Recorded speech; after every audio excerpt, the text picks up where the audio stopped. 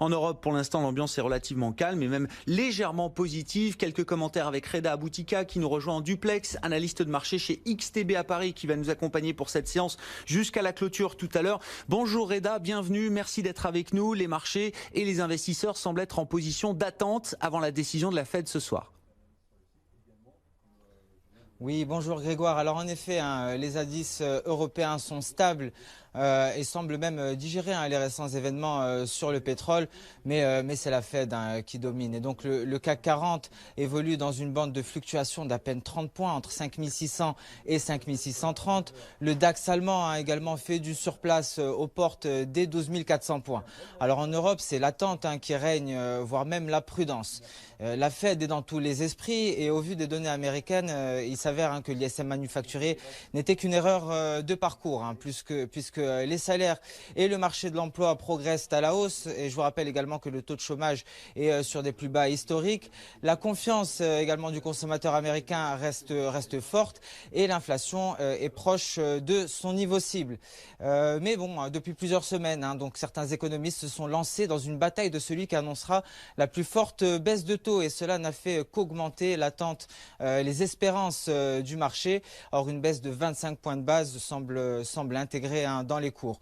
Mais le plus important, c'est que lors de la dernière réunion de l'année, le marché anticipe des taux dans la fourchette des 1,75% à 2%, ce qui reviendrait à dire que la Fed ne procédera qu'à une baisse de taux. Alors, est-ce que celle-ci est prévue pour aujourd'hui? Est-ce que ce sera pour le 30 octobre ou même le 11 décembre? C'est la question à laquelle Jérôme Powell fait face. Mais surtout, il devra composer avec des membres votants plus que divisés et un président américain également déterminé à obtenir une grosse réduction de taux afin d'affaiblir le biais vert. Le biais vert qui quant à lui d'ailleurs à quelques heures de la Fed se replie légèrement, non, gagne du terrain pardon. Il s'est replié hier effectivement lorsque nous avons appris que 50% de la production perdue en Arabie Saoudite était rétablie et que la totalité le sera d'ici la fin du mois.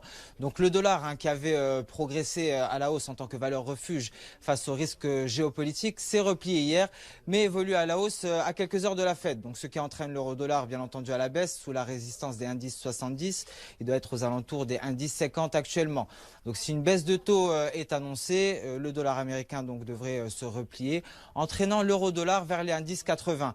Alors si nous assistons à une déception, c'est-à-dire si aucune baisse de taux n'est annoncée, cela devrait renforcer le dollar américain et donc entraîner l'euro-dollar à la baisse vers le niveau des indices, voire même vers ses plus bas annuels. Mais dans ce cas-là, attention, car les indices devraient également réagir à la baisse. Ce serait une réelle déception pour les investisseurs.